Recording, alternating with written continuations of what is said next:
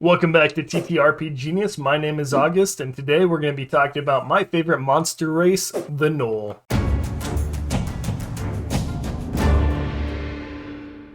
So let's talk about the Gnolls. The Gnolls are a monstrous race found inside of D&D, although the lore itself can't even decide if it's going to be a humanoid or if it's a monstrosity, so keep that in mind. They're described as being anywhere between 7 and 8 feet tall, and they have a very skinny but muscular build, adding to their intimidation. They have greenish-gray skin, and their fur can be a multitude of colors and patterns. It's believed by some that Gnolls have demonic bloodlines. These are usually evidenced by things like talons, gleaming red eyes, or maybe even feathers or black fur with orange spots. It's also very hard to tell males and females apart, as they almost look indistinguishable from one another. The only surefire way without a physical examination, which, let's be honest, nobody here wants to do, is if they're pregnant or openly nursing. They only have a very short lifespan of up to 30 years. Most of them will die in battle before that, but the decline at the end of their lives is very rapid. They go from a very healthy young Gnoll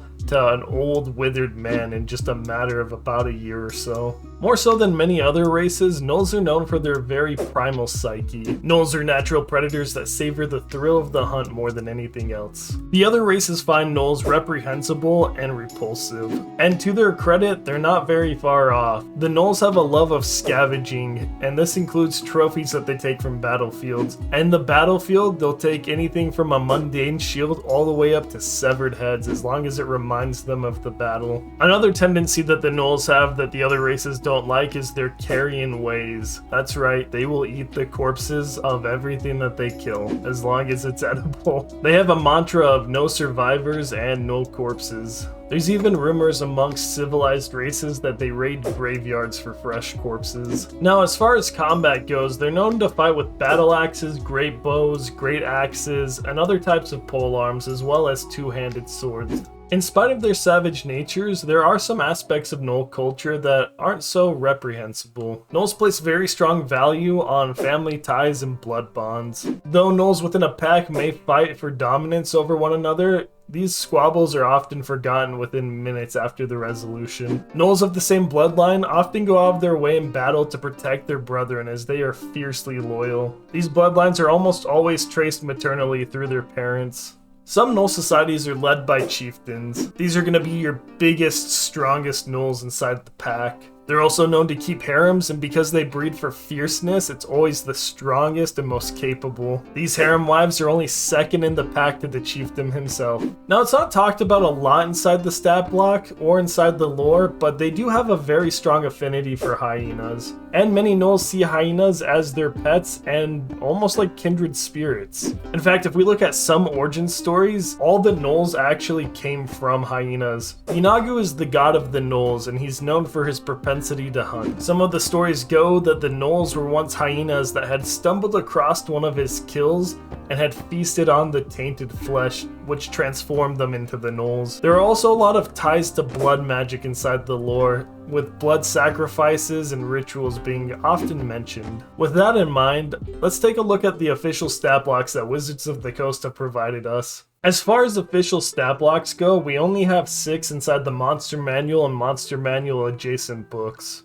There are a few other exceptions, like in Rime of the Frost Maiden, you can find the Gnoll Vampire. But the 6 that we do have, we have the Gnoll, the Gnoll Hunter, the Gnoll Flesh Gnawer, the Gnoll Witherling, the Gnoll Pack Lord, and the Fang of Yeenoghu. Now with these 6 and the names that we have, you'd think there'd be a lot of variety that we can pull from, especially with the varied lore that we have. But if we take a look, let's start off with the Base Gnoll. The Base Gnoll is a medium humanoid Gnoll that's chaotic evil, with a 15 armor class and 22 hit points. Its speed is 30 feet with a 14 strength, 12 dexterity, 11 constitution, 6 intelligence, 10 wisdom, and 7 charisma. It has dark vision, passive perception of 10, and it speaks Gnoll with a CR 1/2. It has the rampage ability, a basic bite attack, the spear, and the longbow. And that's all that you can ask for from a basic monster stat block. But then we get to the Gnoll Hunter. And really the only big change that the Gnoll Hunter gives us is that it has a multi-attack. That's it, and it stays CR 1/2, which is crazy to me. But then we have the Flesh Gnawer.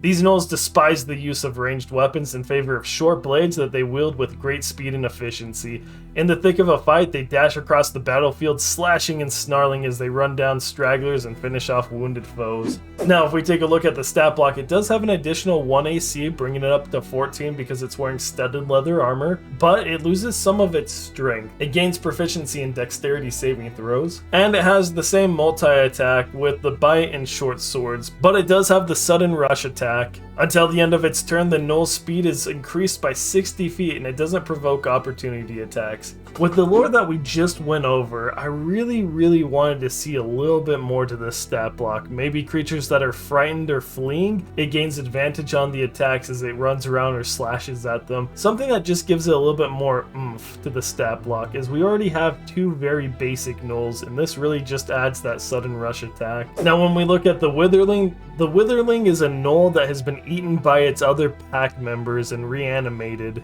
Because of this, they can keep their numbers up without having to share any of their precious food. I'm okay with this stat block being a little bit more basic, as it's just a very simple undead Gnoll. There's really nothing that needs to be special about it, and I'm okay with that. But then that takes us to the Fang of Yeenoghu. The Fang of Yeenoghu is a Gnoll that has tasted of demonic blood and has been possessed by a spirit bestowed to it by Yeenoghu himself. It's supposed to be this creepy and monstrosity of a Gnoll, and when we look at its stat block, it has a 14 AC with the hide armor. It has a few more hit points at 65, no change to its speed. Its stats are bumped up a little bit in the physical department and intelligence. It gains a few saving throw bonuses and learns Abyssal. And then when we look at its actual stat block, we have the same standard rampage, and that's all he gets for all of his abilities. It has a multi-attack, which does add poison to the damage with the bite attack. It has a multi-attack, and the bite deals poison damage now with a constitution saving throw. But other than that and the claw attack, there's really nothing special about this Gnoll stat block, especially with all the lore that they bring in.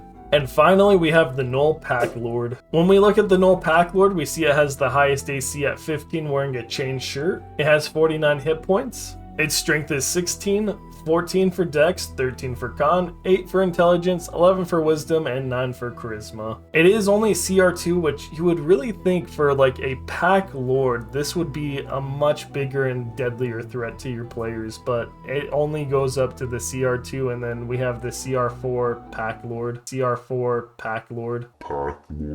And at CR2, this is very disappointing, as this is the strongest Gnoll outside of the Fang of Yeenoghu that we have that's officially published. It has the Rampage and no other abilities. It has a multi-attack, which allows it to use its Insight Rampage ability, which is pretty cool. But when we look at Insight Rampage, the only thing outside of a glaive that it has above the base Gnoll, one creature the Gnoll can see within 30 feet of it can use its reaction to make a melee attack if it can hear the Gnoll and he has the Rampage trait. That's it. That's all we have for official stat blocks. My disappointment is immeasurable, and my day is ruined. Out of everything that we know about Gnolls, you'd think there'd be a little bit more. There's no major spellcasting variants, at least in the easy-to-access monster manuals. And what we do have for stat blocks are all just copy and pastes, which, once again, you don't need to go crazy. These are a very monstrous race, but I would like a little bit more variety. And that's why today I'm going to be bringing you 10 stat blocks I made that go all the way from the basic Gnoll up to the Chieftain and everything in between.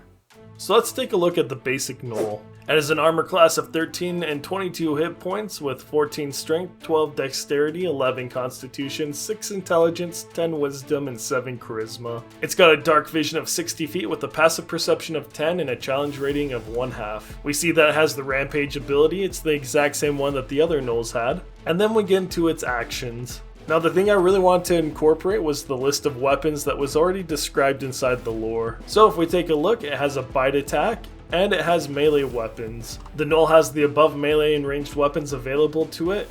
Choose any combination, recommended 2 to 4 weapons that it would have. It has a spear, a battle axe, a morning star, and a hand axe. It also has the options to take a shield. And for ranged weapons, it has access to the longbow, javelins, and darts. Very simple for a very simple Gnoll. Now let's take a look at the Gnoll Warrior. Outside of the multi-attack, it's actually going to be the exact same Gnoll, it's just better at fighting. We're going to keep on moving up to the Gnoll Concubine. If you remember from the lore, the harem wives were the strongest beside the chieftain himself. They're known for their fieriness and fury, and I wanted to encapsulate that into the stat block. On top of having better armor and hit points, they also do have the Blood Frenzy ability. The Blood Frenzy gives the Concubine advantage on all melee attack rolls against a creature that has half its hit points or less. It also has the Devour action. On a recharge 5 or 6, the Gnoll tears into a corpse of a falling creature within 5 feet of it. The corpse must be small or larger, and the Gnoll regains 5 hit points and has advantage on its next attack roll. Now let's take a look at the Gnoll Chieftain. And this is what I want to see when I see some sort of chieftain or leader stat block. We'll take a look quickly at its stats. It has an AC of 16 as it's wearing +1 scale mail, 82 hit points, and it has decent spread across all of its stats. It has proficiency in athletics, perception, and survival with immunities to being frightened. It has the Rampage and Blood Frenzy ability from the previous stat blocks. And what's new on this stat block is it has the Ravaging Leader ability. Whenever an allied Gnoll within 30 feet of the Gnoll Chieftain scores a critical hit or reduces a creature to 0 hit points, which procs that Gnoll's Rampage ability, it gains temporary hit points equal to the Gnoll Chieftain's Constitution modifier +3. Now when I was working on this Chieftain stat block, I was thinking about how Gnolls would fight in battle, and I don't see the Chieftain who's supposed to be this brute sitting in the back commanding the army. No, I see him on the front lines charging headfirst into the enemy with his Gnoll army behind him. So I gave it the charge ability and martial advantage, which really go hand in hand with each other. This is going to allow that first attack when he charges to do an extra 2d10 damage. And on top of the damage, the creature is going to need to make a strength saving throw or be knocked prone. And to round out the abilities, I also gave it a fear aura. This thing's supposed to be frightening, it's savage, and it's primal. And that's about it. Everything else is going to be the same from the Concubine all the way down to the Devour. The only difference is that the Gnoll Chieftain regains 10 hit points instead of 5. Now you're probably thinking, August. Outside of the Chieftain, these all almost seem like cookie cutter stat blocks like we're used to seeing from Wizards of the Coast. And that's a fair assessment. I wanted to keep them pretty basic for the standard Gnolls that you'd be fighting in everyday combat. Dungeon Masters already have a lot on their plates and they don't need another thing to have to worry about with a needless ability. And that brings us to our first real unique Gnoll. But before we can talk about the Gnoll, we need to talk about domesticated hyenas. Much like humans have domesticated dogs, Gnolls have done the same with hyenas. These hyenas have been bred by the Gnolls to be as vicious and strong as possible. They have an extra hit dice and their bites are stronger and they're able to pull targets prone. They also have a charge ability that lets them get into the front line and deal massive amounts of damage on the first turn. And that brings us to the Gnoll Hemamacer. The Gnoll Hemamacer is a CR2 variant of the basic Gnoll. In addition to its Rampage ability, it has the Hyenamaster and the Savage Coordination abilities. Hyenamaster says hyenas that are domesticated by the Hyenamaster are loyal to it and behave as if they were charmed by the Hyenamaster. Which, by the way, we're going to be saying hyena a lot and it's not an easy word for me to say, so good luck guys. Savage Coordination. The Hyenamaster has trained its hyenas to strike in unison, targeting